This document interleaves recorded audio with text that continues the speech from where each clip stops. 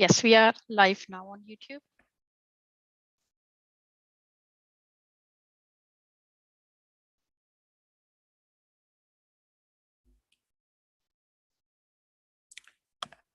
Hi, everyone. My name is Sridhar Sangha. I'm the CEO of UK Academic Consultancy Limited, which is also called the THEUKAC.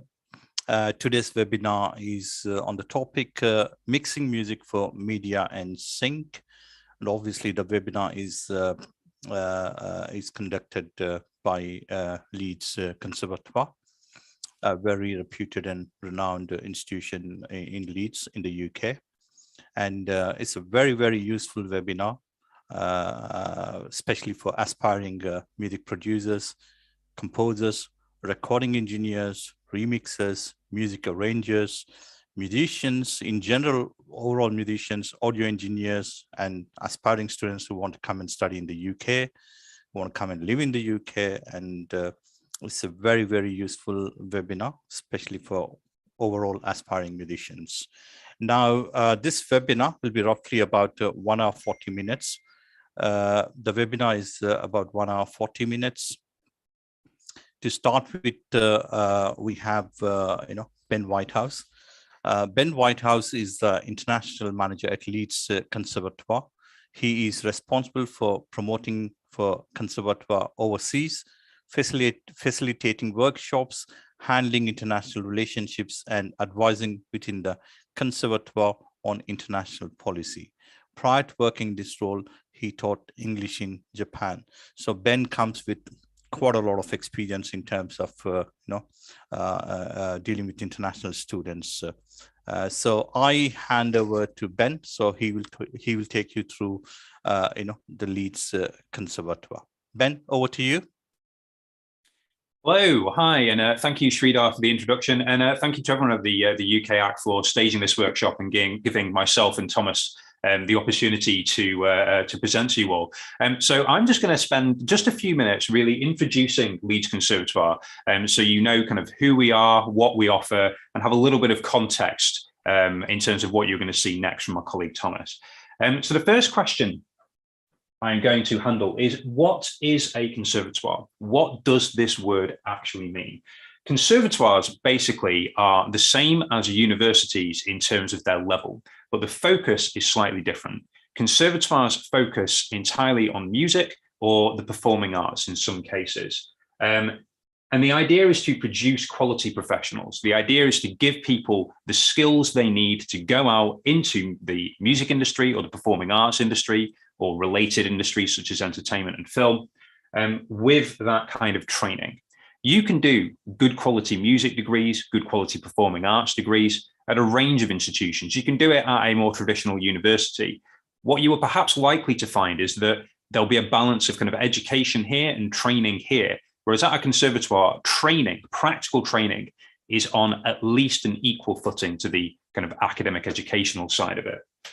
The staff, as you're about to find out, are in the vast majority of cases part-time staff who are spending the rest of their week actively in the industry doing the job.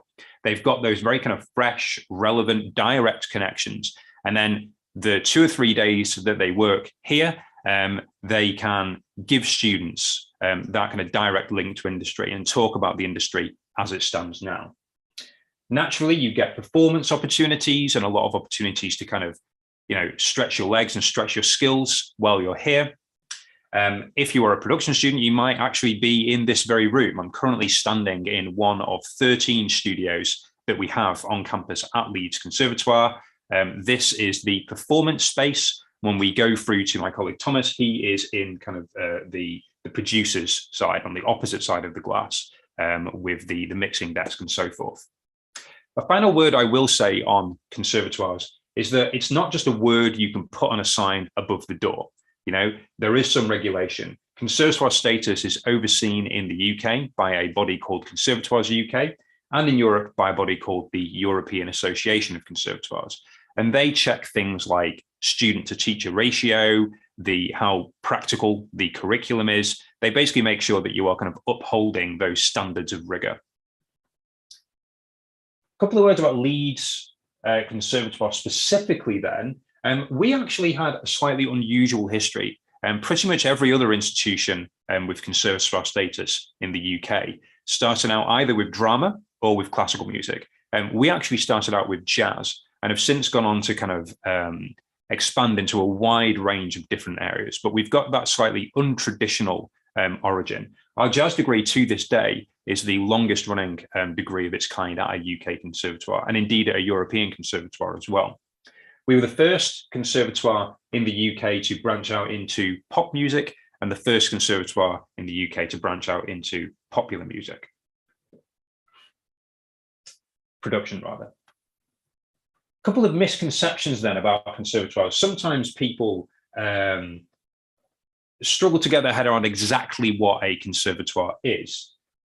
So one, for example, misconception is that all the conservatoires are in London. Obviously, I'm not in London right now. I am in Leeds. There are conservatoires that are spread over England, Scotland, and Wales, and there are 14 conservatoires in total. So you don't have to go to London to study at a conservatoire.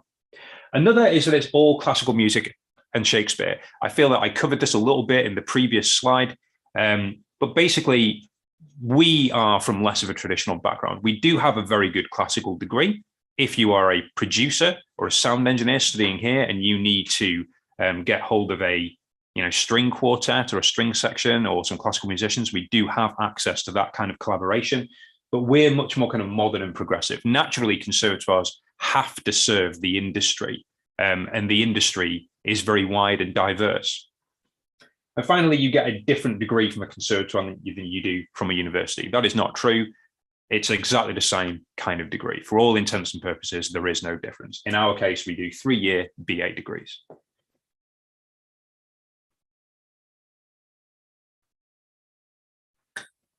As a matter of fact, Leeds Conservatoire does have the widest range of courses for a conservatoire in the UK, and I'll quickly run through what you can study with us here. So you can do degrees in classical, film music, jazz, pop, songwriting, folk, music business, production, and combined. Combined means you can mix any two of the following 5: classical, jazz, pop, production, and folk.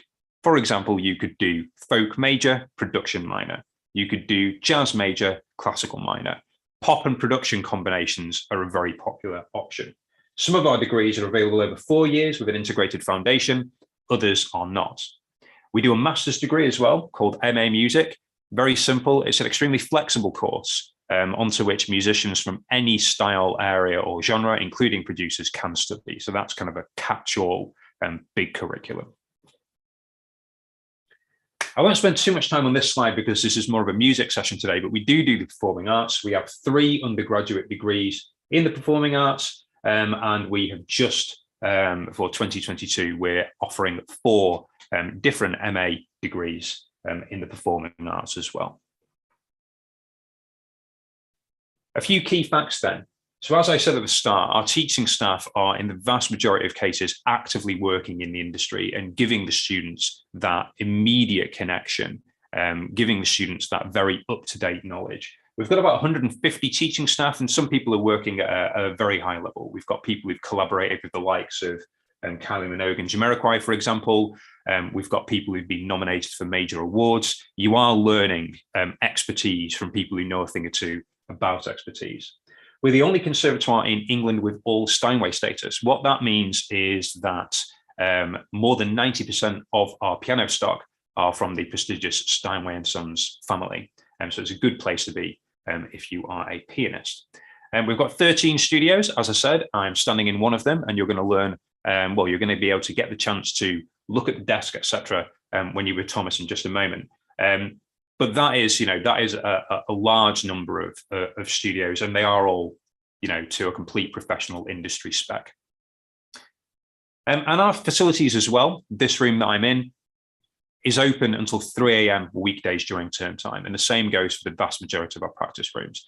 If we were to, say, close our doors at 5:30 in the evening, that would mean that as a musician, you're probably going to need to spend your own time and money going into the city, finding space in which to record. And we know that that doesn't serve the students well. We know that people are probably going to get inspiration at various times of the day, including at night. So that's why we're nice and flexible, and we make sure that this building is open really late so that people can come and practice at a time that suits them.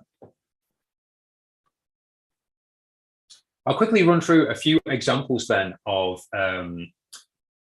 international students who've come from a range of different backgrounds, who've made a journey, who have gone on to kind of work in the industry. So Dominique Chan is a student from Hong Kong. She is a mezzo-soprano opera singer, and she was headhunted for a major talent development program after graduation. Amin Kashmiri is a BAFTA-nominated composer. So he's someone who kind of studies in, specializes in writing music for TV themes. Girish Chi is a Bollywood film composer. So he did a master's degree here, and he has gone on to have a very successful career in writing music for the moving image. And Jasmine Chen is another one with film connection. So she is a jazz performer, but she has written soundtracks for film as well. Skip over the next few slides. I'll talk a little bit about why the UK is a good place to study a creative subject. So the first thing I'll say is, actually, that statistic is out of date. The UK is in fact the world's third largest market for music. It's a tiny place, the UK. It's not a large country at all. And yet it has this huge kind of cultural influence, and it's got this massive market for music.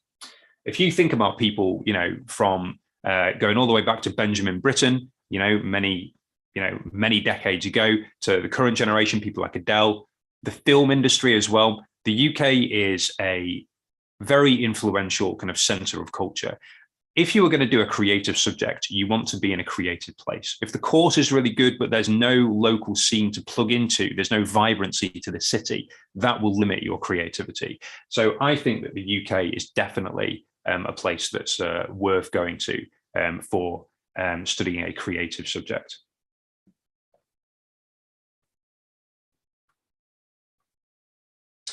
So applications and auditions then, you would mostly be going through UCAS or UCAS Conservatoires. That's a screenshot of what UCAS looks like.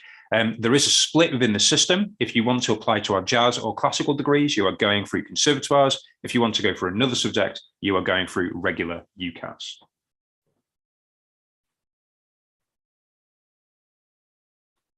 And that is a screenshot of Accepted. So Accepted is a kind of like a portal where you can upload your audition portfolios. That is how auditions are conducted. You would be applying first if you're interested. We would then invite you to submit a digital portfolio. In the case of production, it would be about 10 minutes worth of your own original produced work, and then you would film yourself answering questions, preset interview questions, and they would be uploaded here.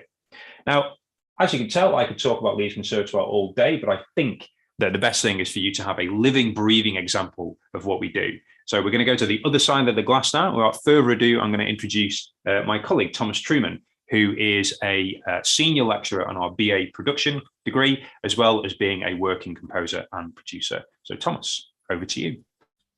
Brilliant. Thank you so much, Ben. I am unmuted now. Thanks a lot for that, Ben. And yeah, thank you to everyone kind of joining us on a Saturday. So yeah, my name's Thomas Truman. I am a senior lecturer on the BA production course, as well as there's a FDA electronic course as well. And yeah, I'm going to talk a little bit about mixing music for sync. So what I'm kind of about to go through might be something that we would consider looking at in one of the modules that I teach. So this is kind of a little bit of a taster of the kind of stuff that we might cover in one of the modules that I teach. And one of the assessments is actually based around this concept of kind of producing and mixing music for sync. So it's a really exciting world to be a part of as well. Just a little note before I start, like Ben mentioned there, I'm in one of the studios today. So yeah, there's 13 studios and they are available to kind of book out whenever you like, every week. So when you're here, you know, it's such a great opportunity to kind of have these studios so readily available as well. So I'm in Studio 115 today, and if you can see behind me, I know it's a little bit dark, but we've actually got a very, very special desk here in 115. It's an SSL series console. And for those of you that are kind of into music production, you might have kind of seen, you know, SSL emulations. They're very, very famous for their compressors and warmth. And they're a very, very kind of rare console. There was only over 2,000 SSL consoles made. And we're really lucky to have one of those consoles. So it's a really special experience. And on the BA production course, you go through everything from recording and mixing bands on the desks through to kind of composing and producing. I'm very much focused on the electronic side of things, the kind of in the box, but the concepts that we kind of cover are interchangeable no matter if you're working on the desks or just in your own DAW. You know, it's all the same kind of stuff, and you can apply. It's really great because you can apply kind of how to use a compressor in the physical realm, in the hardware realm, on the SSL. And then also that translates exactly the kind of same within the DAW as well. So the whole course structure is very interlinked between the analog and digital world, essentially. And all the studios are kind of fully kitted out, soundproof. We've got the Focals and Genelec speakers as well. So the mixing, there's a few other mixing studios that just sound incredible, and it's great to hear your mixes in different environments. So I'm just going to share my screen, and I'll talk a little bit at the start of just kind of what we're going to be covering. And then I'll jump over to Ableton, and I'm going to run through a little bit of a project that was recently synced to Netflix show. So I thought that would be kind of a fun one to look through. A little note on that. I'm not sure how much experience you will all have with a DAW. Some of you might be working within Ableton. Some of you might be working within Logic. On the BA production course, you essentially learn all three DAWs. And this is really important because it's great to have this kind of multi-language in a way across these different DAWs. So in your studio modules, you'll be learning Pro Tools and how to navigate that. And then in the kind of the more DAW focused in the box modules, you'll learn Logic in the first year, and then I actually teach in the second year and a little bit in the third year as well. And I primarily focus on Ableton, but the concepts that I teach are translatable. So in my module, you don't have to use a specific DAW. You can use whichever one you're most comfortable with, which is really, really great because you're not kind of restricted to a single DAW, which is great.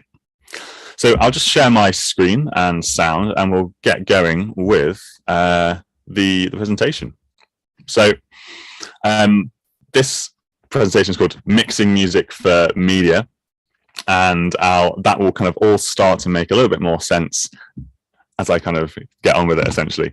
But yeah, I've used the background of the music that I'm about to kind of run through was recently synced in Netflix's Formula One Drive to Survive. So if we've got any Formula One fans out there, you might have heard this track. So by the end of this session, hopefully you'll be able to understand how to effectively prepare a track for mixing. And a lot of that is really, really focused around arrangement. So we'll be looking at a little bit of the arrangement of this track and how that leads into an effective mix. We'll look at some key mix down principles. And then at the end, we'll also just touch on how you can take your mix and then format that for deliverables for sync usage, which is kind of the boring side of things in a way, but very, very important to getting your music used and synced to media. So just a little bit about me, just very, very quickly. Like I've previously mentioned there, I teach on the BA production course, and I also teach on the FDA electronic music course. I am very much a electronic musician, kind of very, very focused in that realm. And that's great because other tutors are really, really focused in studio stuff, and each tutor on the course really kind of brings their own flavor to the to the modules, and everyone has their own kind of area of expertise. The great thing about that on the BA production course is you are learning a whole range of things, and Ben mentioned there kind of preparing students for the outside world, and you really learn everything from mixing, mastering, recording a band, composing, and eventually you can then kind of specialize as the kind of course across the 3 years. You can narrow that focus down and kind of choose modules that resonate with you, essentially. So apart from teaching here, I teach here 3 days a week during term times. I also release a lot of music, mainly under kind of solely actually under the alias Docado Sounds. So you can check that out on Spotify if you want. I kind of, for the artistic stuff, release a lot of lo-fi music, down-tempo, ambient music as well. Release with a lot of labels like Inner Ocean Records, Pablo Vista, Cottage Music. That's kind of another main area of kind of my career, I suppose. And that is actually really led to everything else that I do as well. So another big chunk of my time is spent making sample packs. So I make a lot of sample packs for Splice and Novation, who make the launch pads. You've probably seen them. And I've just released a pack that's got into the top 20 on Splice, which was a lo-fi hip hop pack. But that was super exciting to kind of see that stay in the charts and being used. So that's one area. And I do a couple of lectures focused around making sample packs and how you can use your production skills to make sample packs, and how that leads into kind of various careers in sound design or just kind of making content for companies. And then the kind of last chunk of my time is spent composing and producing what's called production music. It used to be called library music, but it's kind of, the terminology has changed to production music. And this is essentially music that is specifically made for sync. So it's made to be used for syncing to media. So I've released with kind of labels like Ninja Tune, EMI, BMG, with syncs on things like Netflix, BBC, and MTV.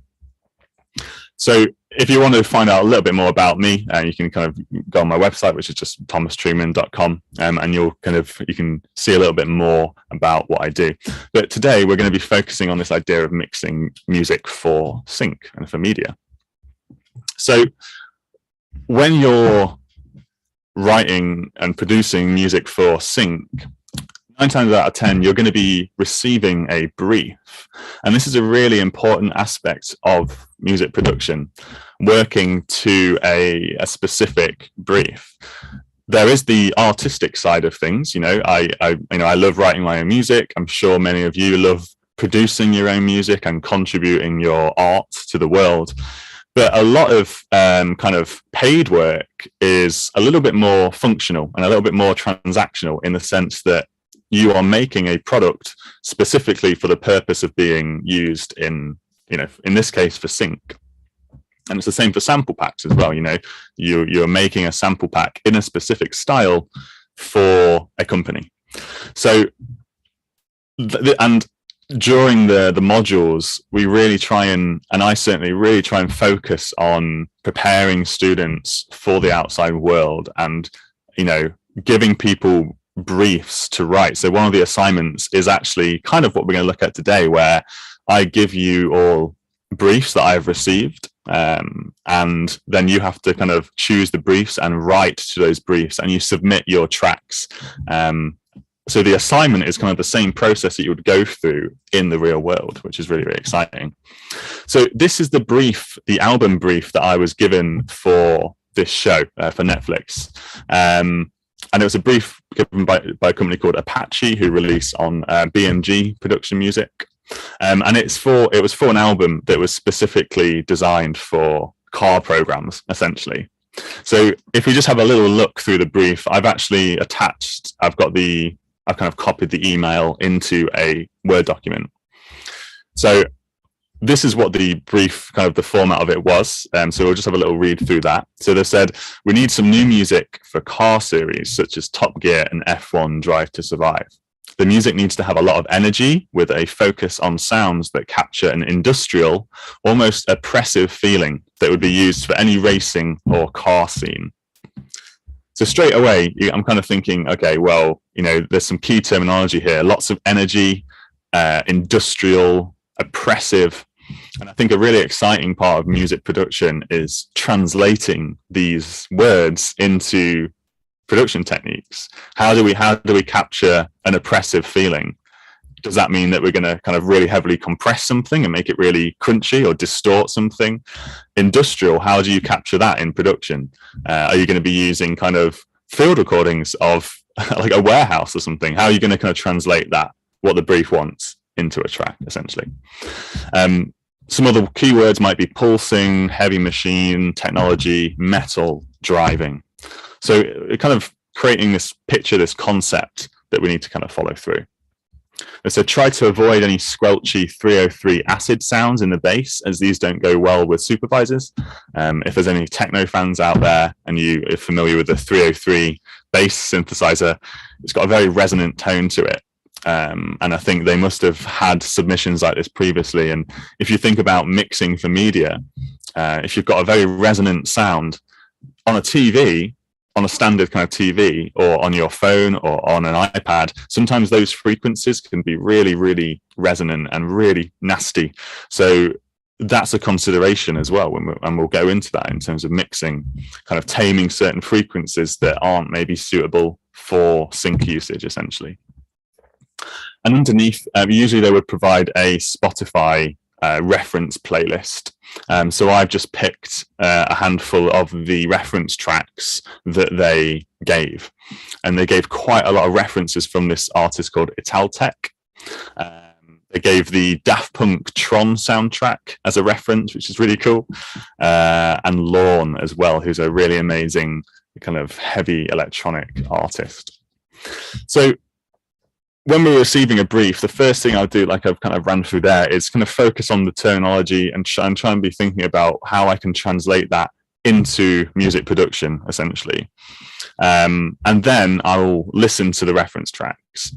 So I'm going to just play one of the reference tracks, which is this band called THEUKAC. And straight away, the cover kind of matches the language that they were using. The name Mega City Industry, again, very, very in line with the terminology that they were using there. So it's when we're listening to this track, I as a kind of a producer, I'm trying to note down everything that I can hear in the music that matches up with that terminology, and I'm trying to think about how I'm going to translate that into the mix, into the arrangement, into the actual kind of production of the song. So let's give this a little bit of a listen.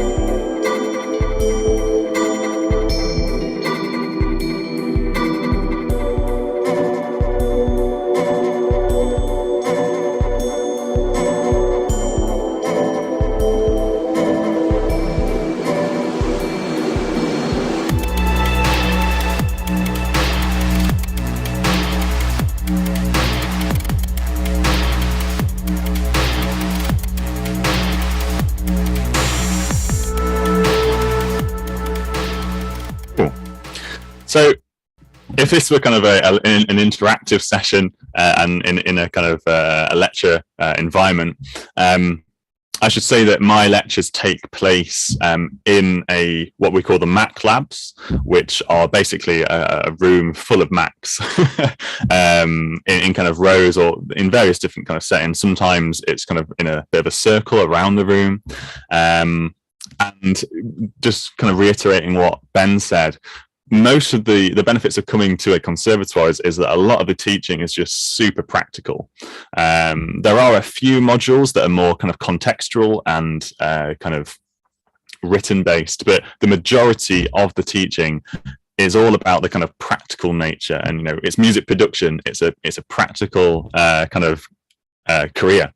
So in the kind of settings, you know, I might kind of play this track, and then we'd spend, you know, 10, 15 minutes really dissecting that and really discussing the different elements of that track and how that relates to the brief, and trying to think conceptually about how we would translate that into a production. So some of the things that I would kind of note about that, the features that stuck out about that track to me, when I was kind of writing this brief, I always just write down these ideas of kind of the things that poke out about the reference track that I'm going to try and put into the my kind of track for sync. So there's some couple of main things really. The track starts out with this really kind of industrial processed field recording, a lot of atmospheric kind of Foley sounds. It all sounds very metallic, and to me that is literally a field recording of maybe, you know, a kind of a scaffolding, you know, workplace or something, just to kind of fill out that textural space. There's really just one main idea there. You have that massive bass line and the drums. There's a few kind of, you know, textual things, but really that's the main idea of the track, this big bass line and the drums. And what I really notice is the lack of melodic content. There's not really like a lead melody line, not even in like a synth or anything like that. And that really ties into the purpose of this music. A lot of the time, they're going to have dialogue over it. They're going to have a voiceover, or just the noise of like cars, in this case, like going past the noise of the media.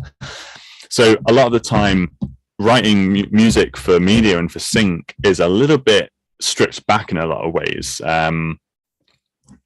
You might have a lead melody line, but as we'll see at the end, you're probably going to have to provide these stems of the track so they can use a version of your track without the main melody. It's a bit like if you've got a pop track, for sync uses, maybe they would actually just mute the main vocal because they're going to have people speaking over it in that kind of sense. So that really stuck out to me, this focus on the drums and the bass as the main feature, with that really big, heavy kind of sidechained bass.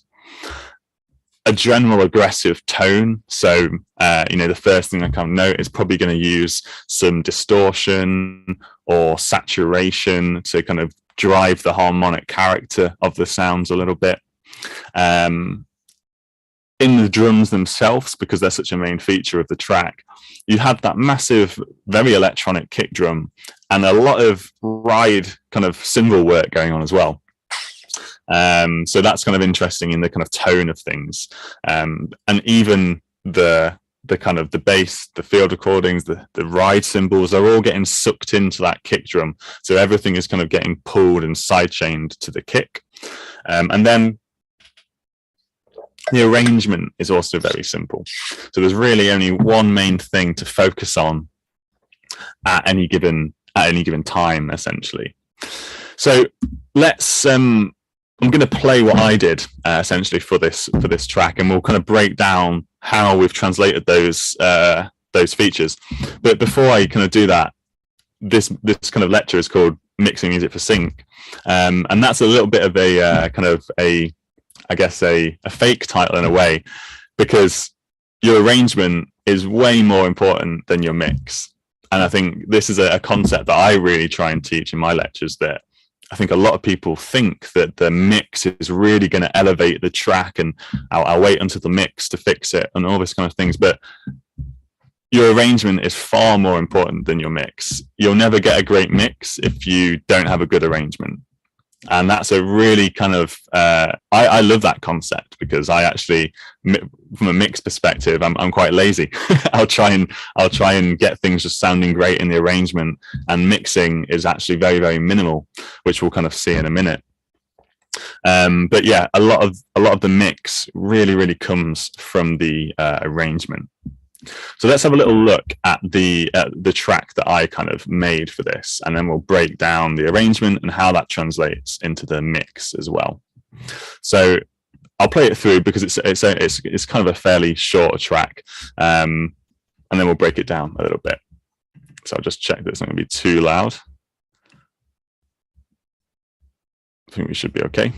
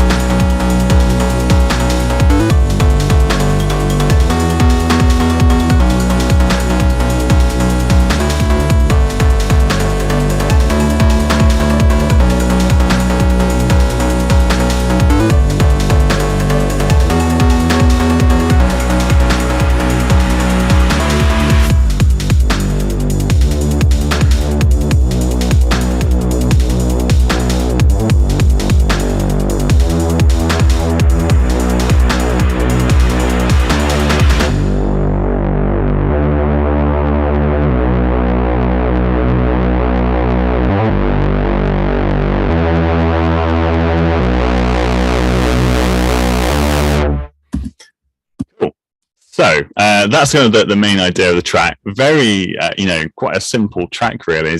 As you can see, as we get into the arrangement of things, there's only really kind of five elements that make up the track. So if we have a look at that kind of first thing and the drums, this idea of like a big kind of kick drum, and I'm going to be referring to the aspects that we picked up on when we listened to the track and how they inform the arrangement of the mix, essentially. So I'm just going to kind of mute everything else apart from the drums. Give these a little bit of a listen. If we loop the main kind of chorus section.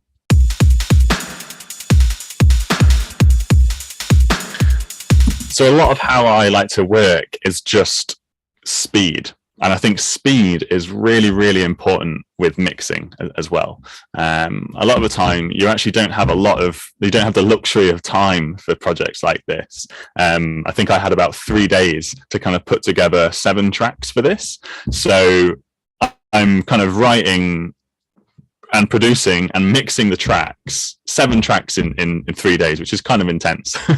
So you have to be very, very quick and kind of make these really broad decisions. So within my drums channel here, I've actually just got the main kick drum, which is a very big kind of, I mean, I'm not sure what the quality is like over Zoom and then through to YouTube, but there's a lot of weight and sub in that kick, essentially. So that's already taking up a lot of space in the mix. And a little side note is just sample selection is so important in terms of how your mix is going to translate. Again, if you're using a very weak kick drum, then, and as it's such a main feature of the music, then it's just not going to hold up. If you're finding yourself having to boost things with the EQ and distort things just to get the tone of a kick drum right, I would probably argue that you should just go back and find a better kick drum sample. And there's a lot of similarities with the studio work there. If you're recording a guitar and it just doesn't sound how you want it to sound, and it doesn't sound great, it's not the right tone, you wouldn't kind of think, fix it later in the mix. You'd get it right at the source. So there's a lot of kind of, similarities between studio work and in the box work, and finding the right kick drum sample is just like recording the right, with the right microphone techniques, all that kind of stuff. So we've got this kick drum here, and then we've just got the top layer of the drums as well, with everything else essentially. And usually I'll call these actually, I'll probably just call them like toppers usually.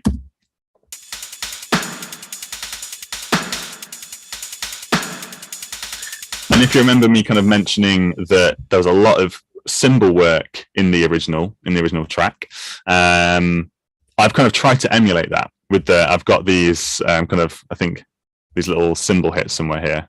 There we go. The kind of rides, which are just playing this quite intense pattern with the kick.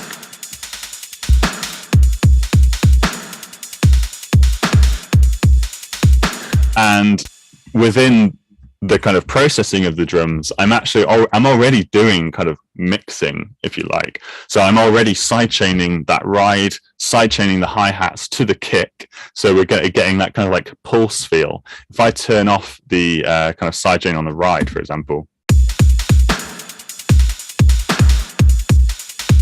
you can kind of hear it kind of getting pulsed and ducked to the kick.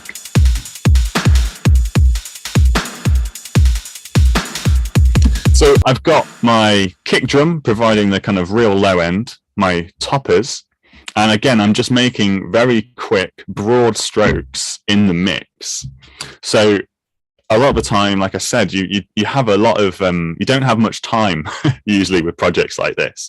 So I actually am just mixing as I'm going, because I haven't got the luxury of bouncing it all out to audio and kind of mixing it from scratch. So, I'm actually doing some mix decisions just in the moment. And if we look at this EQ here, and listen to what it's doing,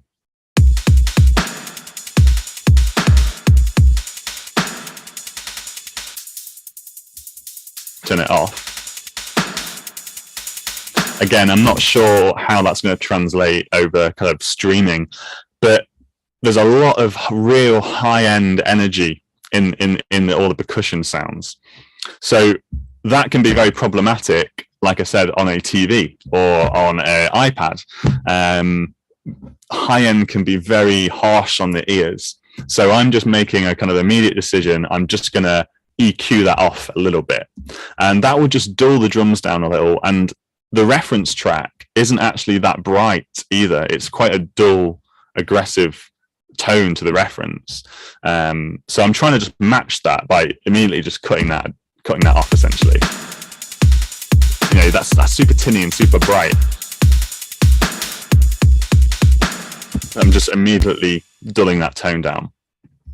So not a whole lot of mixing with the drums. I have gone a step further and added some distortion and saturation.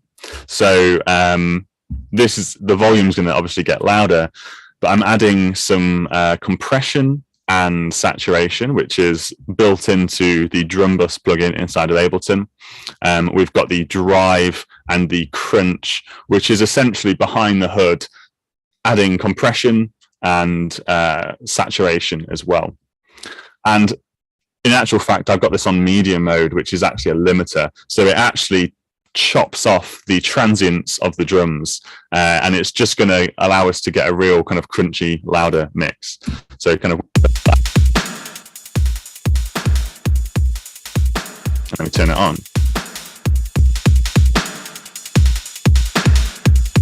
If I just turn these up for a second.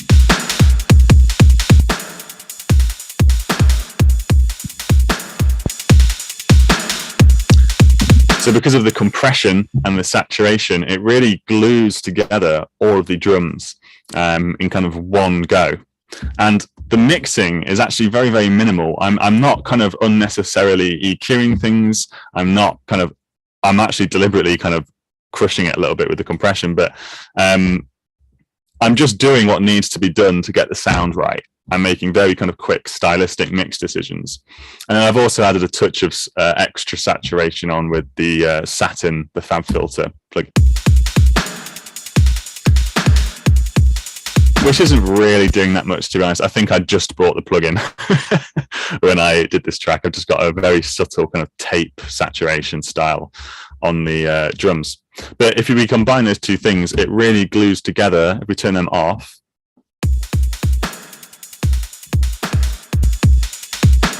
it makes the drums sound way more kind of coherent and glued together. And if we listen to kind of, I've got the reference track here. Unfortunately, I have to kind of run it through my master bus processing because of the way the routing works for Zoom and translating it to you guys. So it's going to sound a little bit different, but you know, we can hear what the drums sound like here.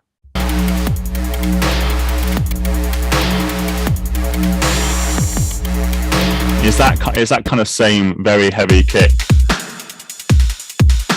and a lot of kind of fast 16th kind of energy going on. So if we listen to that track again and now listen to the bass line,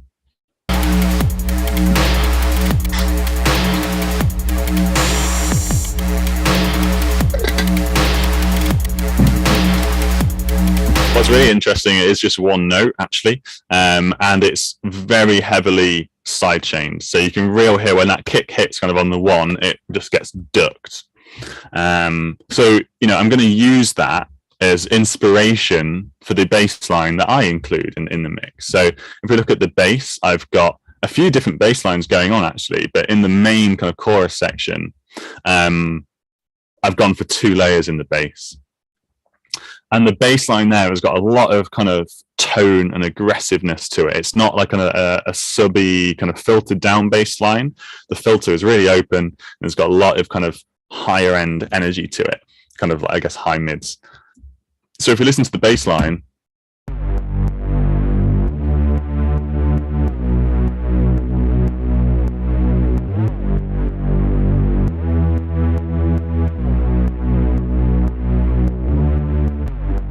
and you can kind of see on the individual channels, I've frozen them just because I think just for CPU usage, to be honest, translating through Zoom. But I've got a sidechain compressor kind of on the individual elements, so you can hear that kind of ducking with the kick drum. Turn that up a little bit.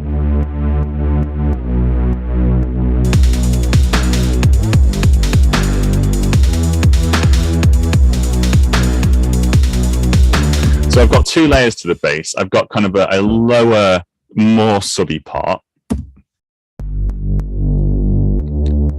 which is working with the kick drum.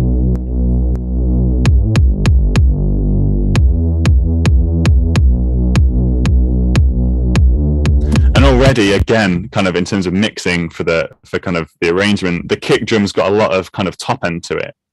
So without any EQ, it's already fitting with the bass. I'm not having to mess around with trying to get them fighting for space.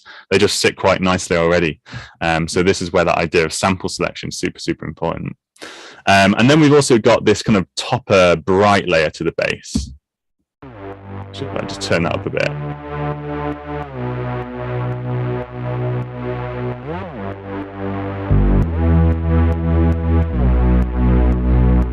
And that's really because in the reference track, you've got that really kind of bright, aggressive top line to the bass. And it's actually quite a wide bass as well. So if I was actually to go back in this, I'd probably put something like a chorus on this top end to kind of thicken it out. But within the bass line here, you can see, because I've got this sub bass here, if we have a look actually at a frequency analyzer, that's mainly kind of sitting around this low end. And then we add the kind of top layer on top here. And I don't want any of that low end in that top layer, so I'm just cutting that out essentially.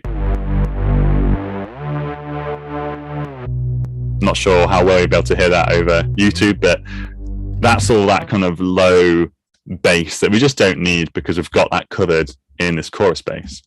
But again, the part itself, very, very simple. And if we just listen to just the bass and the drums,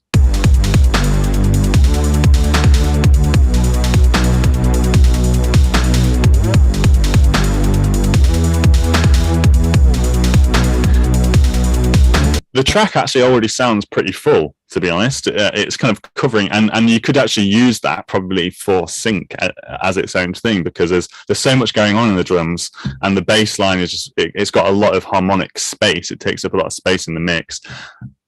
Anything else I'm going to add on is really going to be extras, to be honest, for this particular brief. On the bass group, I'm adding a touch of distortion with the decapitator.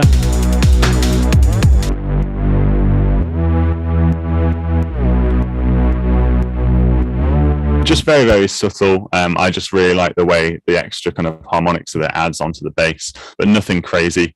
And I think I'm just boosting a little bit of that high end, a little bit of that kind of high mids to get that character. So next thing I've got is I wanted something that was even more aggressive and had more character to it. So the main kind of thing that gives it a lot of more movement is these kind of dotted synth lines. So let's have a listen to these.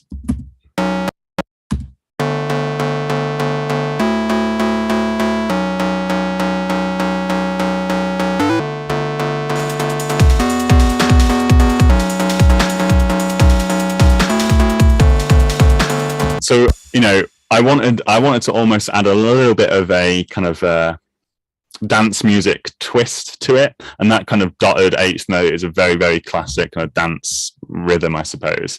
But I wanted these to be quite aggressive and give the track a little bit more movement, because with the bass and the drums, the bass is very much kind of block legato notes, and the drums have got this halftime feel. So even though there's a lot of high-end percussion, you really kind of feel just that kind of halftime pulse. And if we think about the kind of the image of cars moving around and like skidding around a corner or something, you kind of want something that has a bit more drive to it.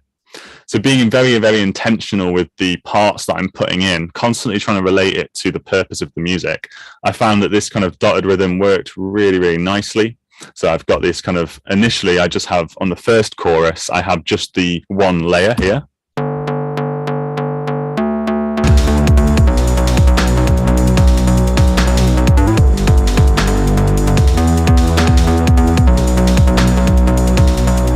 We also have on the second chorus, just to add development, we have the same part, slightly different tone, but I've pitched it up by a fifth.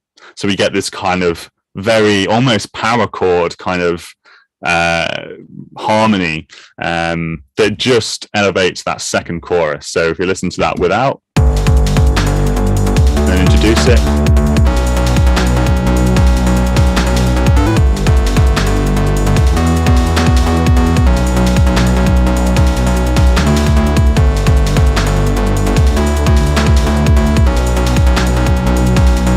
And again, just mix-wise, doing very little, cutting out some of the low end because it's covered by the bass, and then also saturating it a little bit as well.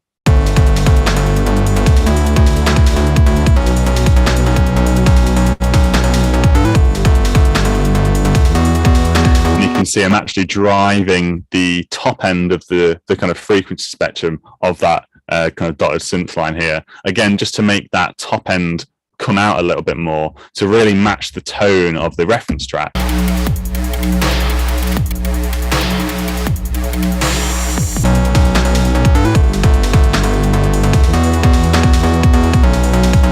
So I'm using the reference track as inspiration. It can get into dodgy territory when you're trying to use the reference too much. Really just using it as inspiration for the kind of tone of the track. And to be honest, that is a very core arrangement. We've got the drums kind of that fill out a lot. We've got the heavy kick, we've got the snare in the middle, and we've got the high end kind of percussion. We've got the bass line that's kind of fitting kind of above the kick drum, but in that kind of lower register. And then we have these kind of dotted notes that are kind of filling out the rest of the space.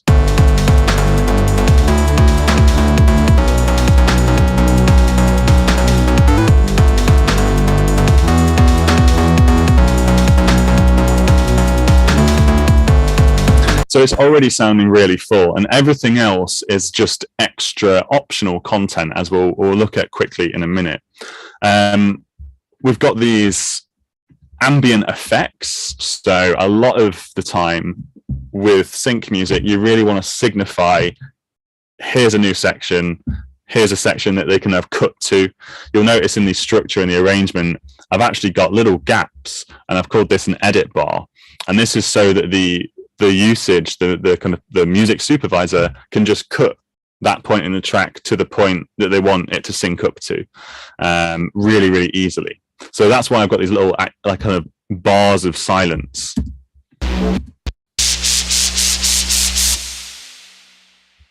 It's more of a functional thing specifically for sync.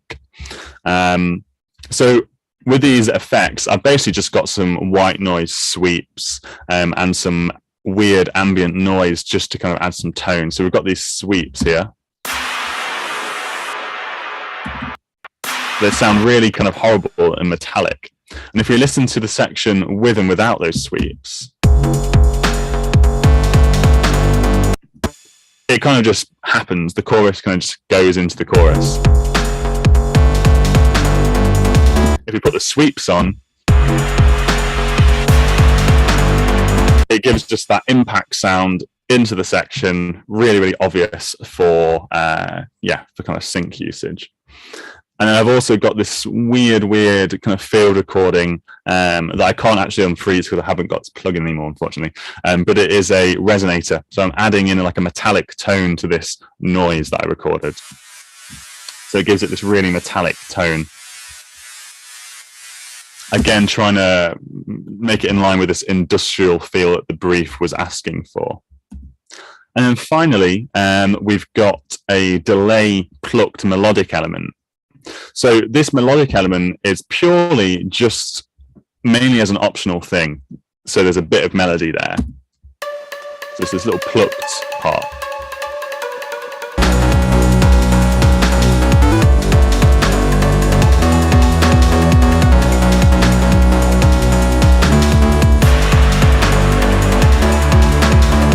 But we could take that or leave it. We could kind of have it not in there.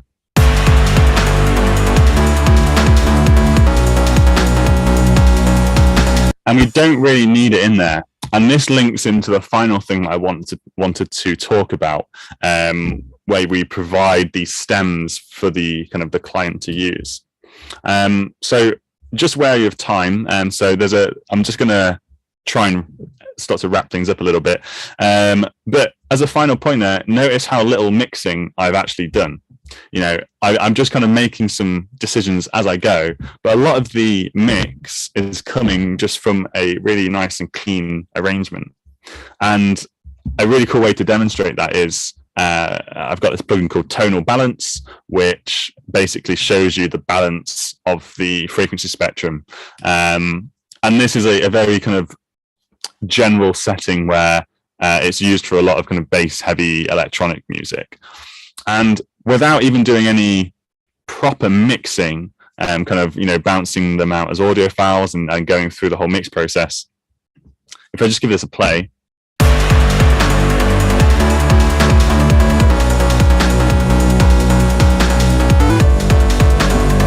the idea is to get the white lines in between these boxes.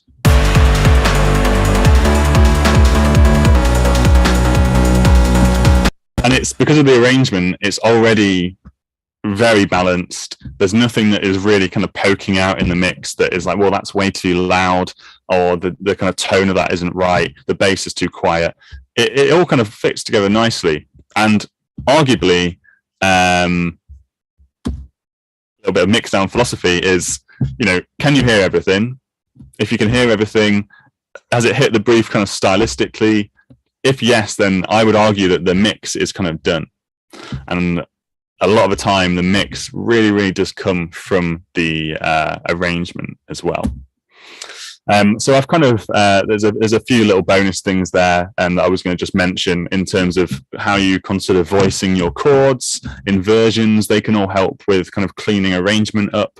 If you've got a really muddy chord progression, instead of EQing out that low end mud, could you invert the chord and kind of move those lower notes into the higher register to kind of, instead of EQing, you know, can you fix it at the source again? And you'll notice in the arrangement there, I'm kind of changing it something every 4 to 8 bars. Something is always happening within the arrangement to kind of keep it interesting and engaging throughout. So I'm just going to blast over to the final slide, actually, this idea of sync deliverables. So when you're delivering these projects to companies to use, a lot of the time they will ask for the stems and different cut downs of the track. And this is where it's super important just to be organized and just have your groups ready to go. So you'll notice here I've just got drums, bass, the kind of dotted synth line. I'm not sure why that's called trips, to be honest. Dotted synth line, delayed melody, and the effects. And I would just provide those 5 stems so they can have them. And if they wanted to use a version without the main synth line, they could just take it out and just use the version. If they just wanted a drum and bass version, they could do that. They could have just the drums and the bass. So it's about providing kind of flexibility for the user. And there's a really great website that kind of demonstrates this really well, called Cavendish. Cavendish are the largest independent kind of library music publisher, and they've got a really great kind of profile. They've worked on lots of really amazing projects, and this is one of the main companies that I work for.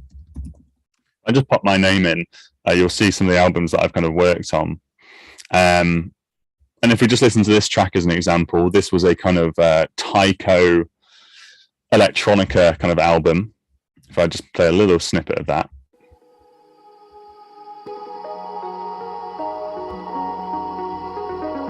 I have this little intro. And you can actually see the edit points here.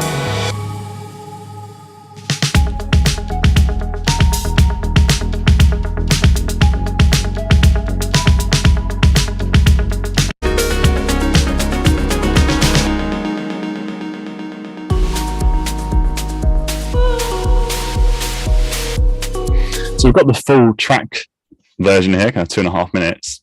But we'll notice that if I go to all versions, we have, you can download the stems, and we also have different edit versions. So we've got, for example, a little 30-second version of that track as well.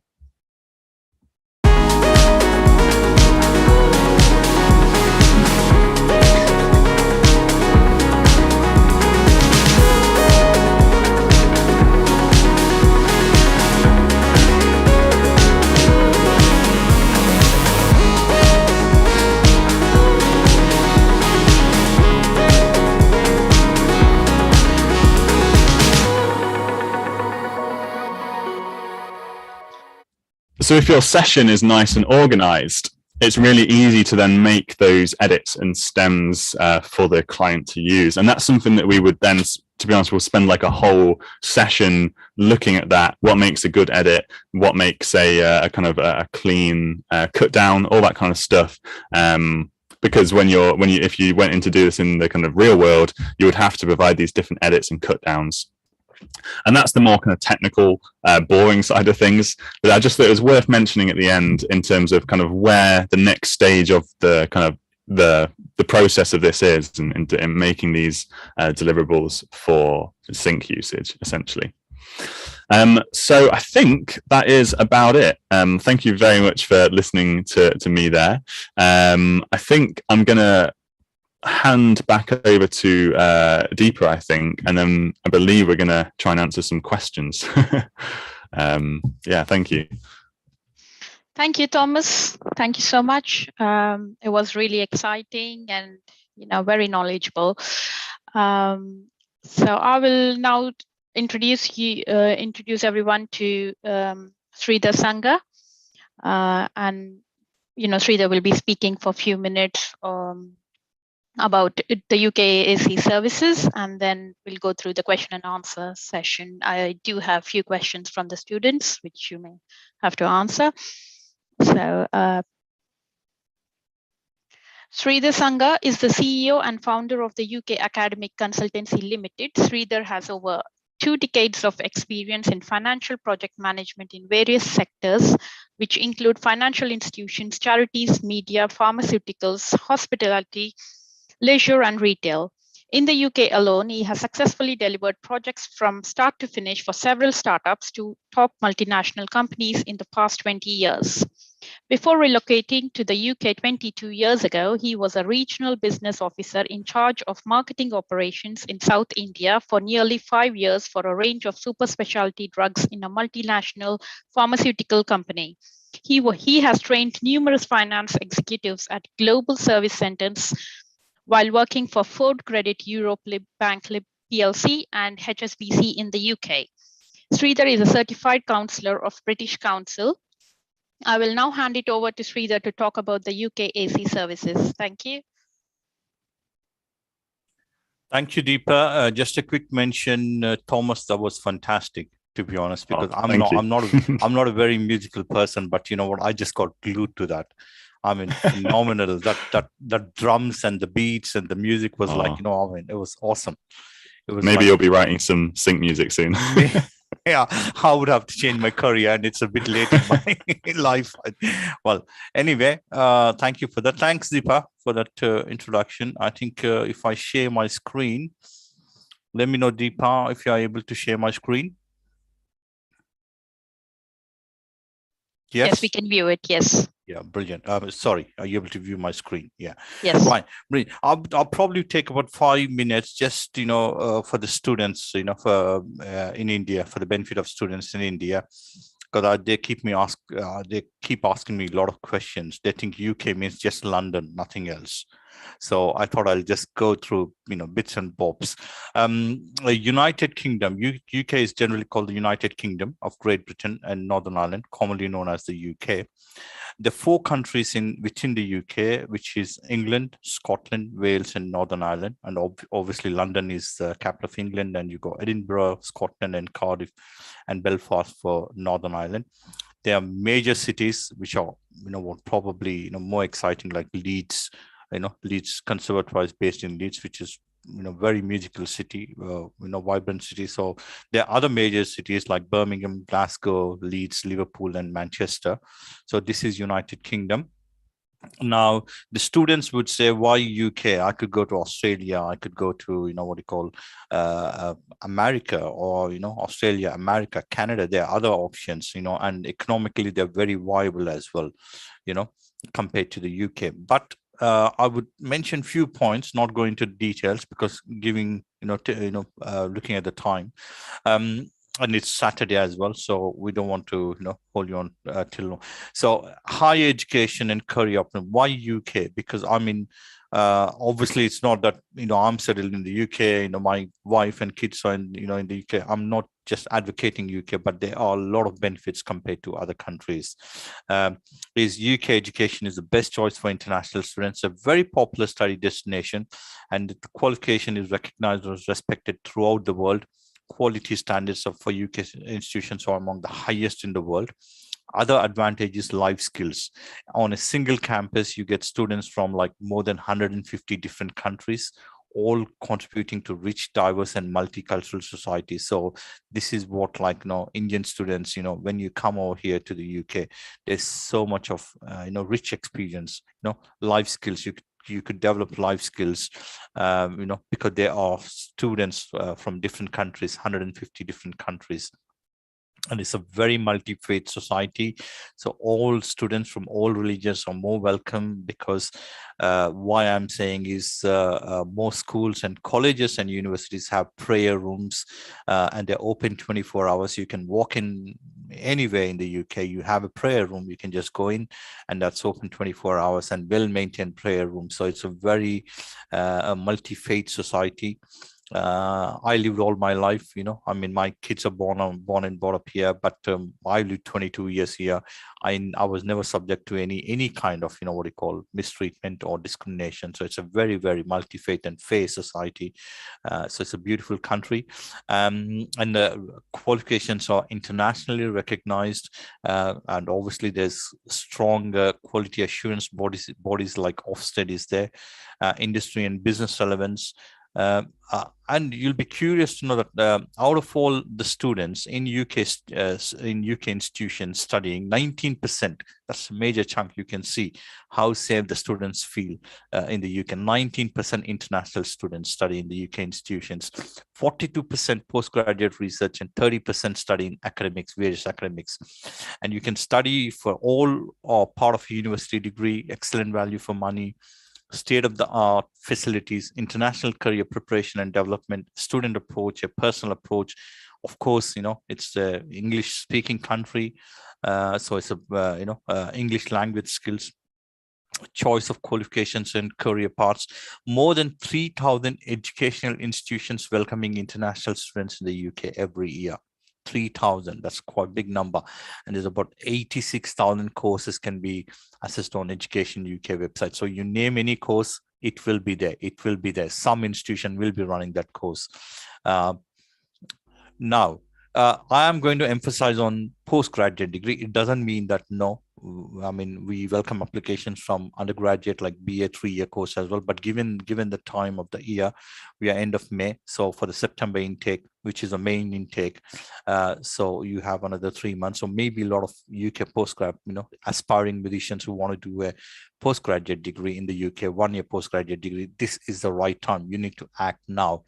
Why a UK degree again compared to other countries? Postgraduate degrees, it's a qualities, top-notch quality, renowned research-based industry and employer links and relevance, highly focused shorter courses and longer courses. MA and MSc degrees are usually completed in 1 year. This is unlike in America and Australia and Canada, they are like 2 years, but in the UK, with same quality and same knowledge and same accreditation, you can complete your MA and MSc degree in 1 year, thereby saving a lot of time. And also, if you calculate on monetary wise as well, you will save money as well, because you'll be only spending for 1 year tuition fee. MBA, obviously, there are universities running from 1 year, and some of them run 16 months, 1.5 years, and some run 2-year programs. So, and you get support and investment for your education, because once you postgraduate here, you get to stay in the UK for 2 years, which is called 2-year post-study work, and you can apply for any employer. And if your skills match, you can get a paid job, and you can use the 2 years experience in the UK. And if you want to go back to India and do something on your own, or if you want to relocate to any part of the world, or want to stay in the UK, it's because the UK degrees are so well recognized all over the world. There's also a career progression if you're doing your master's, innovation and creativity. And of course, I mentioned 2 years to post-study work, which is very, very useful. Previously, a few years back, once you do your 1 year post-study qualification like MA, you had to go back to India if you can't find work in the UK. But now, fortunately, you have this 2-year post-study work. So once you finish your master's, you can apply for 2-year post-study, and you can stay in the UK for the 2 years, and you can look for a job or gain work experience, and which will be useful for your career. Now, what is there in the UK compared to other destinations? Free time away from campus. You got plenty of museums and galleries, more than 2,000 museums and galleries around the UK, and most of them offering entry, free entry. So when you get time, just go around and know the culture. Theaters is another thing. Local theaters and London's West End, some of the most exciting theater in the world. UK theatre has excellent worldwide reputation, renowned for great writing, directing, and acting. Creative industries, of course, UK has the largest and most diverse creative industry sectors in the world, accounting for 6% of gross GDP, gross domestic product, and employing 2.3 million people. UK is a home to the world-renowned business in advertising, fashion, TV, film, design, and of course, architecture. So now, music. I think Thomas spoke about music, and obviously Ben also mentioned. So UK is like a hub, the music vibrates through their, through their nerves. Every single person. Sport and music and food, these three they're very passionate. Every person here. Music is UK has one of the largest music industries in the world, and one of the most advanced digital and radio markets. Just now Thomas has taken you through that exciting stuff. You may watch a lot of Hollywood movies and all, but it's pretty much done like what Thomas done here. So it's just the background, he's showing up with the background film score, and for other too technical for me, but yeah. So music, sport is there. Sport again. You name any sport, like cricket, rugby, football, any tennis. Pretty much is there in the culture. So there's play sport as well, and plenty of opportunities if you want to join a leisure center or sports center, or want to in your universities and in your institutions. Food. Walk into any street, you find a world multi-cuisine. You've got Chinese, Indian, Turkey. Well, of course, you get English food as well wherever you go. But so is food is also pretty much multi-cuisine, and they are like Mexican, Italian, French, Chinese, Indian, wherever you go, in every high street you go, and very affordable as well. Now, time away from campus, what would you do in the UK compared to, like, for example, you're in America, if you have to come to France, or want to see Eiffel Tower, or want to say, want to go to Milano, you have to fly all over from America, spending a lot of money, time, but you're in the UK, you're just like 1 hour, 1.5 hour, you are like, at the doorstep of the many exciting cities in Europe. You have obviously you can go to Scotland and Wales and Northern Ireland. They're beautiful locations and very affordable, all these locations. So if you have 1 or 2 days away from the campus, go and you can go to any of this. And within UK, you don't need a visa. Like Scotland, Wales, and Northern Ireland, you can go anywhere, so you don't require a visa once you're in the UK as a student. Now, what outside the UK, this is what I'm mentioning. So advantage you get studying in the UK is you can discover Europe. That's very affordable at your footstep. You can go to there's a Channel Tunnel, a Eurostar. In London, you could be in Paris or Brussels in just a few hours. And also you have airlines as well, free air, efficient air services. Just 1 hour, you can, fly from Manchester to Amsterdam, or Cardiff to Paris, or Edinburgh to Dublin. So these are the advantages studying in the UK. You can have a balanced life, not just academics and studying, but you can also have a lifestyle, and you can improve your life skills, and you can have a balanced life. So that's the beauty of the UK. Now, why us? Obviously, UK Academic Consultancy Limited, the THEUKAC. Why us? Because we wanted to be different compared to other consultants, educational consultants. That's why we just or try to organize these webinars and also tie up with reputed institutions, renowned institutions like Leeds Conservatoire. So we are one-stop shop to UK universities, and we take a personal approach. We do interviews through Skype, WhatsApp, Zoom, and Teams, face-to-face meeting with students, and also we'd like to interact with the parents as well, just to know what exactly the students' intentions are. We fill in we'll assist in filling the application form, personal statements, CVs, and we go academic advisors in India. If you need any help, what course to choose, what is your career path, and we can book an appointment with them, and they will be able to help you to identify your skills, what you want to pursue. Of course, we also do end-to-end student visa process. We will help you. We will to apply visa there. We'll do all the documentation for the visa as well within India, and of course, we conduct mock interviews, especially with the consulate when you before you go have an interview with the consulate officer in India. We prepare all necessary documents required to submit to the UK consulate, and of course we provide orientational support arrival in the once you arrive in the UK. If you need any help, we are there. We can come and pick up you from the airports, and we can take you to the institution. For example, here in Leeds, we can also take you to Leeds as well. But obviously Leeds also offers a lot of services. Trust me, they're one of the best institutions, Leeds Conservatoire. Now, what else we do? We also, IELTS is another thing which we offer incentive coaching, IELTS, because these days IELTS is compulsory and mandatory for many of the to get to be eligible to apply for any course, postgraduate course or even undergraduate course.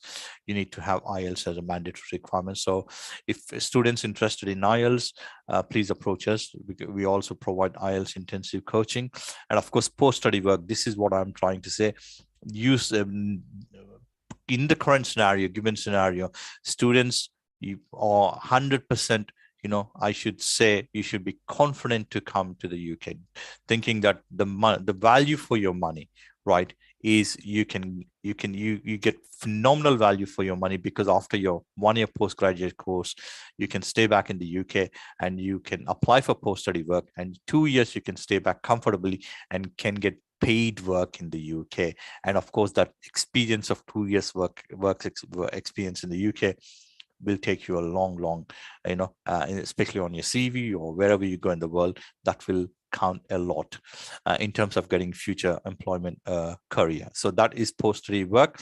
Now, I won't take too much time. So in case if you would like to register with us, please, you can refer to our website, which is, of course, the ukac.co.uk. And if you have any questions, you can directly email me, s.sanga@theukac.co.uk. And of course, any questions regarding the Leeds, Conservatoire, or of course, Deepa is going to, read out the question and answer session just after this now. But in case if you have any questions for Ben or Thomas, which we can't answer now, you can always get back to us. Then we can email them to Thomas and Ben, provide your contact details. Then you can have a direct conversation with them if you have any, if there are any technical questions, if we can't answer now because of just looking at the time, right? So thank you all so much. I know it's Saturday, but first of all, thank you, Thomas, and thank you, Ben, and of course, Deepa and Rupa, my colleagues. Without you, this wouldn't be possible. And thank you all students and parents who have joined for this webinar. I thank you so much again, and I hand over to Deepa for the question and answer session. Thank you, Sridhar. Thomas, I have quite a few questions. Some might be related to, you could answer, and some might be for Ben to answer. So I'll just ask questions, and, you could answer them. First one, how do you advise acoustic instruments should translate in the mixing process as is used in Indian music? It's a really good question. I think that I mean, I kind of play, obviously what I was showing there was very, very electronic based because of the brief and kind of what that needed. Didn't really need any acoustic instrumentation. I mean, I'm a classically trained guitarist, so in a lot of my own stuff, I kind of use a lot of acoustic instrumentation. And for me, that's where my real kind of personal passion is in taking acoustic sounds and combining that with electronic music and kind of, taking a acoustic guitar and stretching it, manipulating it, granulating it, and kind of putting it into that electronic realm. So I think that in terms of creativity, there's so much potential for taking acoustic instruments and getting really creative with it. In terms of the mix and what I was kind of talking about there really is no kind of difference between treating acoustic sounds and electronic sounds. There's no kind of right or wrong way. It's all contextual, and it all depends on what the song needs, essentially. And if you've got a specific skill set on a kind of an Indian instrument, then that's amazing, because a lot of the time I've had a few briefs that are based upon kind of I guess, I hate to use the term like world music, but just music from all over the world. And if you've got a unique skill within that instrument, then if that's amazing. And a real instrument is always going to sound more convincing than like a contact library. So to answer your question, there is no difference really. It's just what the song needs. Yeah. So thank you. The next one, how one should apply automation in his mix? Again, that's a really good question. Entirely on, again, cop-out answer, but what the song needs. If you need to, automation can be seen as a functional thing for volume, which is what most people associate automation with, and that's really, really important. Again, usually I'll do that kind of as I go, kind of as I'm writing the track, I'll automate things. I'll usually, as a side note, automate the gain plugin instead of the volume, so it leaves your faders completely free, so you're not fighting automation on the fader. But also from a creative perspective, automate as much as you can. Automate effects, automate synth parameters, anything that is kind of can give things more life, because a lot of the time electronic music in particular can sound very block based, and the more you can do to kind of automate maybe a filter over the course of a section, that's going to give your track much more life. Yeah. Great, thank you. Will I have access to external plugins like the Fab Filter and Isotope FX lines? I'm sorry if I've pronounced it wrong. But... No, that's perfect. Yeah, at the Conservatoire, we've got a lot of external third-party plugins. Yeah, some really amazing contact libraries. There isn't the Fab Filter or Isotope things. That was just purely from my library, but there's UAD. UAD is the best, the highest quality. UAD plugins, Native Instruments, East West. There's a lot of external plugins on the Mac libraries. Cool. Would you cut out the low end to the widened bass to keep the low end of the mix relatively mono? Yeah, usually you'll cut out everything below 100 or something, to keep your kind of sub content kind of nice and mono and isolated. I didn't really run through my mix chain, but I have a mono plugin that puts everything below 100 in mono, and I also have a EQ that removes the side content of the whole mix below 120ish. So there's no side content in the low end. Yeah.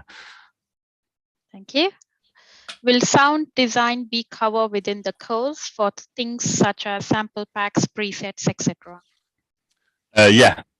So in the more so in the second year, and that's the kind of module that I teach, I kind of specifically talk about sample packs. But in the first year, you do learn synthesis as well. And there's a whole module on synthesis. So you kind of definitely learn the fundamentals. And then in the second year, it's more about then applying those fundamentals in lots of different ways. Cool. Will the compositional music theory side of things be covered in the course as well? That's a really, really good question. And to an extent on the production course, no, as part of the actual course. But this year I actually put together a whole music theory course for free that went out across all of the modules, because I felt that a fundamental knowledge of music theory is kind of essential, really. So if you're not comfortable with music theory, I put together like a music theory kind of beginner's introductory course that will be available for you to kind of catch up. And it's a series of videos and tasks that I've put together to try and bring everyone up to the same level. So it's not, you don't need a really, really advanced knowledge, just a fundamental knowledge of kind of, your key signatures and how to compose chords and things like that. And then also, you've also got the availability of other students as well to call upon. But within the course, no, but within the university, yes, there are the resources there. Thank you. How is the assessment for the course? Is it coursework based or exam? So it's a mix of in actual fact, on the production course, it is mainly coursework. There is one module where you have to do a presentation, I believe, and one module where you're kind of making almost like a vlog on a specific producer, but the majority of it is is kind of coursework based. In the first year, there's one module where you do have like a technical exam on using the software, but that's the only kind of traditional exam. The rest of it is all kind of coursework based, which is really, really good. Great, thank you. Would you not want each drum on separate channels to mix them individually rather than dividing the kick and the toppers? Yeah, that's a really, really good question. And I used to do that 100%. I used to kind of mix the individual bits. And you can still do that within the racks in Ableton. Like you've got control over the individual levels. But what I found that was my general mix philosophy is, as the average listener is just going to hear the drums. They're not going to hear the different elements of the drums. They're just going to listen to the drums. So if you can kind of treat them as just the drums and group and process them as just the overall group, it's actually going to give you a way more coherent sound in general. If you need to tweak the snare, if the snare is too loud, absolutely go and turn that down. But I found when I had them all individually, you get lost in that. You get lost in tweaking the individual parts when no one's going to hear if you EQ your hi-hat separately. In the whole mix, they're not going to hear that. They're just going to hear the drums. So yeah, it's a really interesting approach, and that's just my approach. Other people do separate them out, but purely for this purpose as well, for speed, I just didn't have time to finish the project to go into that much depth. So it's a lot of broad strokes, which is the approach that I've adopted now anyway, just kind of very, very broad moves essentially. But there's no right or wrong.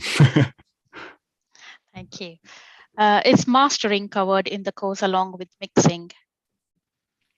Yes, yeah. So mastering is covered, not on my module, but there is a whole kind of module on basically mixing and mastering. As you can see there, from my approach, it's very much composition based and arrangement based to the mix. For me, that there is no mix without a really great arrangement, but there is a kind of a more traditional mixing module where you maybe receive the stems to a project and then you have to mix them down. So you kind of get the best of both worlds in a lot of ways. Yeah. That was a lot of questions for you. Last one, just a generic one, best software for mixing music. Best software for mixing music? Oh, your ears. Use your ears. It doesn't matter what you... Yeah, so I know it's a cop-out answer, but they're all the same. They really are all the same. Logic, Ableton, FL, Pro Tools, Cubase, Studio One, they all do the same thing. So yeah, use your ears. That's all that matters. Great. Thanks, Thomas. I think that's it for you. I have few questions for Ben. Thank you very much. Hi, Ben. Hi. First question, it's about Master of Arts degree. I would like to know the online audition and interview process in detail, please. Sure, yeah. So for the master's degree, you'll need a few elements really. With the master's, when you apply, you're essentially telling us what you want to do. It's a little bit different to some of the undergraduate programs, which are a little more, a little clearer in the structure of what you're going to be focusing on. So as a master's applicant, you would be saying, I want to do X, Y, and Z. You would also need to write a direction of study. So your direction of study would need to lay out A, your specialism, but B, kind of where you are now and where you want to get to, so what your objectives are. We would then fit the course around those objectives, and we would give you a one-to-one tutor who would help you to meet those objectives. So part of it really is you telling us what you want so that we can react to that. However, obviously you would then be asked to submit some practical work that generally would be videos of your performing if you are playing a traditional instrument. If it was production, then it would generally be a kind of a certain level of minutes, usually 10 minutes of your own original produced work as an audio file. You would generally be interviewed over Zoom. For undergraduates, we tend to set a list of preset interview questions. For postgraduates, it tends to be an actual live kind of back and forth interview. With the master's degree, there are 3 trimesters, and you can ask to split your specialism between them. So you could say, I want to do music production for the first trimester, I want to do jazz saxophone for the second trimester, and I want to go back to production again for the third trimester. That's fine. That's totally fine. What it would mean is that you would, in addition to doing your production portfolio, you would then need to send us performance videos of your saxophone playing so that we know you could do that. Similarly, if you wanted to break it down into 3 entirely separate trimesters, you're a singer and you want to do opera for the first one, pop for the second one, and maybe say do like songwriting for the third one. Again, you would then need to demonstrate your ability in each of those specialisms.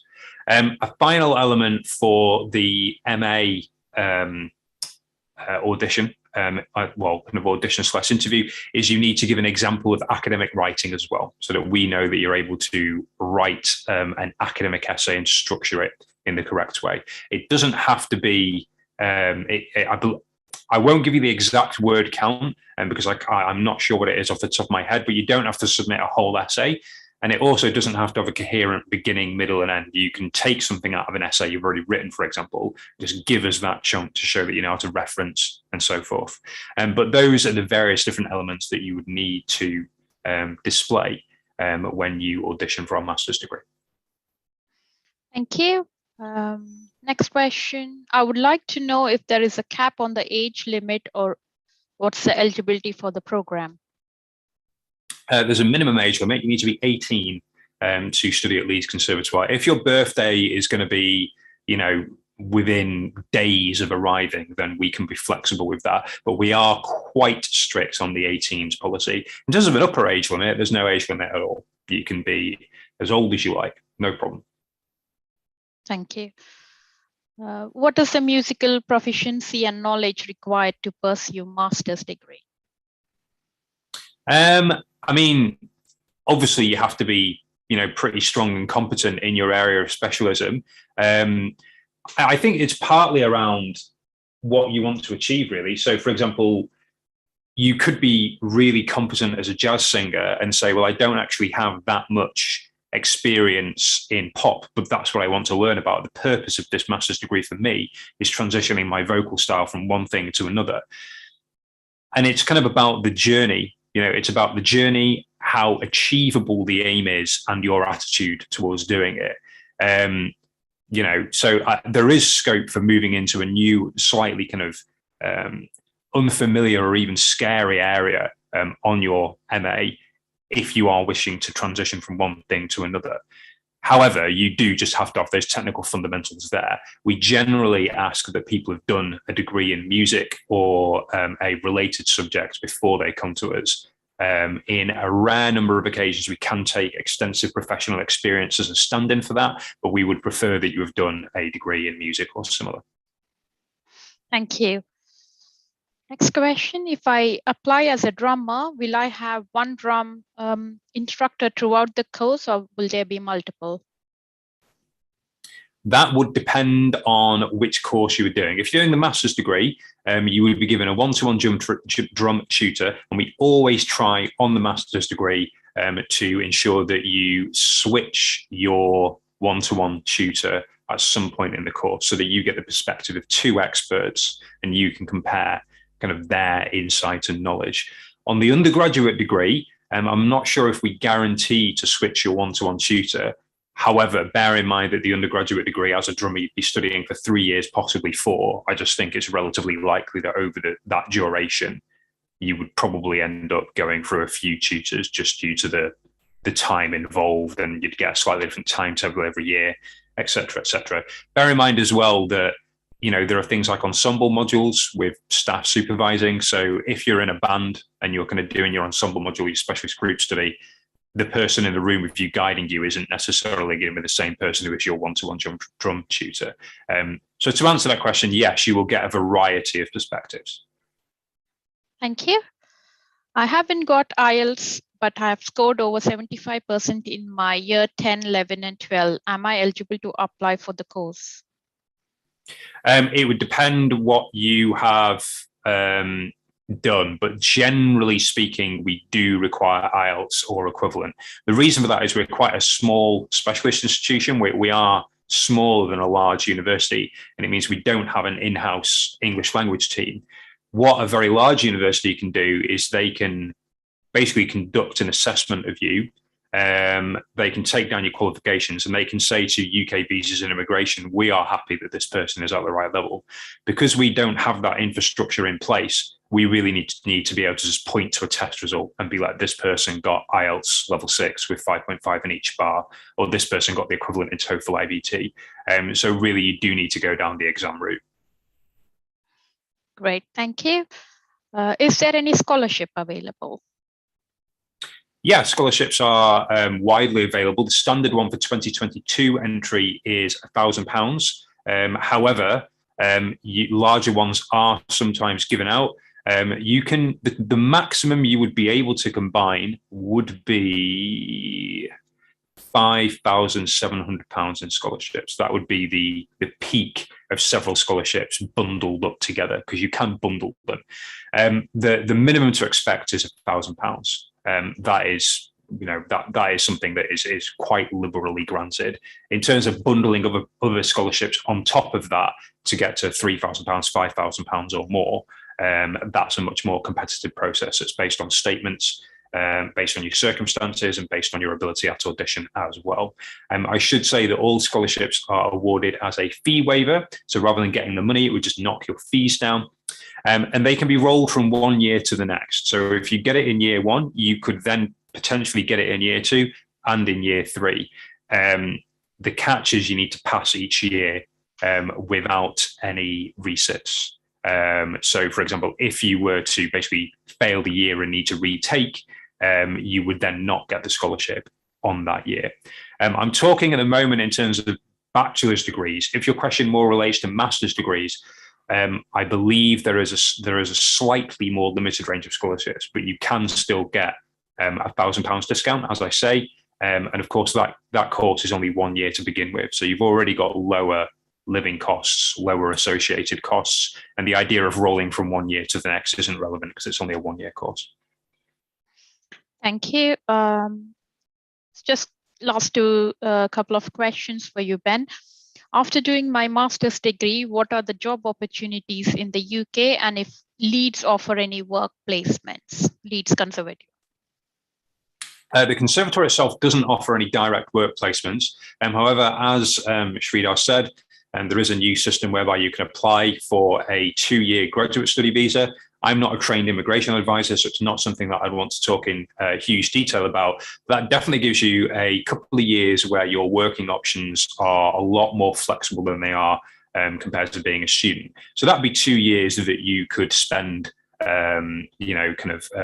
working on your network and trying to establish yourself. If you wanted to talk about the kind of things you could do with a music degree or a master's in music generally, I mean, they're almost too numerous to mention. I mean, you could go down the traditional route of being a performing artist.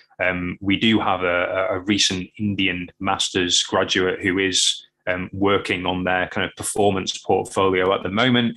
We've got another graduate also from India who is also making use of the post-study work visa, and they are an editor and music journalist for an arts magazine. So they've kind of gone into like the journalistic world. You could be a musical director of a theatre. You could work for a record company. You could get into tour management. And looking at Thomas's presentation today, if you're a composer or a producer, just the sheer range and variety of that are out there, briefs to write music for other artists, briefs to write music for video games or adverts, composition and production are very flexible skills when it comes to that. I think, it's kind of how long's a piece of string, really. Most people go on to have a portfolio career. So you'd maybe have 2 or 3 different things that add up to a kind of decent, stable income, whether that be teaching 1 or 2 days a week, performing in the evenings, and recording music to commercial briefs, or kind of composing music to commercial briefs the other days of the week. But yeah, hopefully that gives you a flavor of some of the different doors you could go and knock on with the skills that you will have. In terms of the actual process, yeah, it's definitely a good development that there is now a 2-year post-study work visa. But I'd say that to get more specific information on that, you're probably better talking to the UKAC than me, because I'm not a trained immigration advisor. Thanks, Ben. I think that's it for you. Sridhar, there's a couple of questions for you, and then I'll hand it over for a vote of thanks.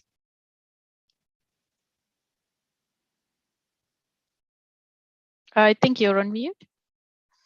So I got a little excited. I said, I got a couple of questions to answer, I said. So I think in the little bit drama, I unmuted myself. Yeah, I'm back now. Go on. Do you provide visa assistance as well? Of course. That's what I said. We are not a run-of-the-mill, agency.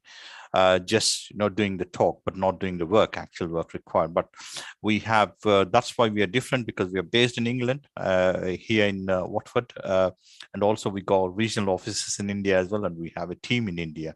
And as so far, the success rate in terms of student visa is 100%. Touch wood, I think we will maintain that. But saying that we haven't, processed, hundreds of student visas, but whatever we did, a couple of dozens of visas, and they're all 100%, and we're quite happy with that. Why it's so important in terms of visa assistance in India is precisely majority, the issue is basically the form. You have to fill the form correctly, properly. Right, even one, slip up or here and there, that will push back your application. Then again, there's a process. Then again, someone has to email you, write to you saying that we haven't got it. That's one thing. Other thing is the documents. The necessary documents you have to supply along to support your application. If any of the document is missing or not in a particular standard, what the Indian consulate wants, or there's a piece of information missing on it or something like that, again, that will push back. You'll be kicked back in the process. So it's very, very important. You need professional advice in there in terms of filling your application form and doing all the documentation, preparing all the documents. And also other important thing is most of the time, if you do follow all the protocols, you will get the visa. You'll be granted the visa. But at times, they will call you for interviews. They want to do interview. They want to see the person. That happens because if the consulate officer gets the feeling that, oh, this person is not a, not a sincere student, rather like not a good student, not a sincere student. His main intention to go to the UK is not to study, but to do something else. So that you have to be careful that if you give that impression, then they'll call you for an interview. And that interview, again, you got to be really careful saying that my sole intention to the UK is like, to study and to gain knowledge and education and use my knowledge and education, maybe use the post-study work visa to stay there and gain more work experience. If you give an impression, I'm just going to the UK and studying is not my main intention, I just want to go and settle in the UK, and you know what, by hook or crook, I'm going to live there and I don't want to come back. That's it. The application will go in the bin. It will be rejected. So again, that's if we basically train the students, mock interviews, saying that, how do you answer the questions, and how do you prove the constant answer that you're confident and you're a very sincere student, so that your visa doesn't get rejected. So all these things we do. Yes, we do. We assist in visa process, and as I said, touch wood, we got 100% success rate so far. And of course, Ben also shared so much information in terms of Leeds and all. Leeds is another renowned college. So normally, if you go through Leeds, you get your cost letter through Leeds and all, and going through us as well. I don't think there'll be any. I mean, I wouldn't say that, but the chance of rejection will be extremely, extremely minimum. Yes, Deepa. Thank you. I think this last question, just asking if you provide IELTS training at all. Of course, we do IELTS, provide IELTS training. It's online training. We do intensive, online training, because depending on the time, like someone wants a 6 weeks, we do intensive 6 weeks online training. It's a full pack, online classroom material, everything we'll do. So if you haven't done your IELTS yet, and if you're looking at September intake, please hurry up. So get back to us ASAP. We'll make sure you have all the eligibility criteria. As Ben mentioned as well, IELTS is kind of like mandatory requirement, pretty much for any standard institution. So it's very, very important for the students who haven't got IELTS. You need to start ASAP. You need to start preparing for ASAP, and you need to book an online exam. I think the waiting time is like 3 or 4 weeks now. Right now, that's what one of my students, a couple of days back said. When he tried to book, it was 4 weeks waiting time. But saying that there's so many institutions, so many centers all over India, so it's not too late. So you need to hurry up. I think that's it from me. Thank you. Yes, I think, that's all the questions. Thank you. Yeah. Let me do a word of thanks, Deepa. Just, I know you'd been being the mediator. Thank you so much, Deepa. Is Rupa with us? Oh my God, she's gone quiet. Okay, Rupa is with us, I think.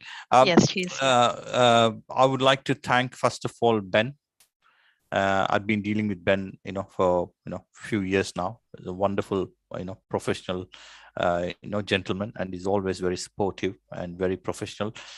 Thank you, Ben, for giving opportunity for the UCAC to organize a webinar. And of course, you pulled in Thomas, which was another wonderful surprise, because so much knowledge. And I think we enjoyed a lot. I am sure students from this webinar would take a lot of knowledge, and they will be motivated. In case for any aspiring musicians over there, they will be motivated, and I'm sure they'll approach us and they'll approach you if they would like to pursue a degree in Leeds Conservatoire. Of course, Elliot, I think I can't see Elliot, but I think he's done all the work as well. Thanks to Elliot as well. Thanks to Rupa for all the hard work you've done, and Deepa, of course. Thank you. Thank you all the students and the parents for joining this webinar, and it was a wonderful webinar. We personally think it might be very useful. It was very useful to all of you. So thank you so much, and hopefully to probably see you soon at another event. Thank you. Thank you Thanks, all. everyone. Thank you very much. Thank you. Thank you. Thank you.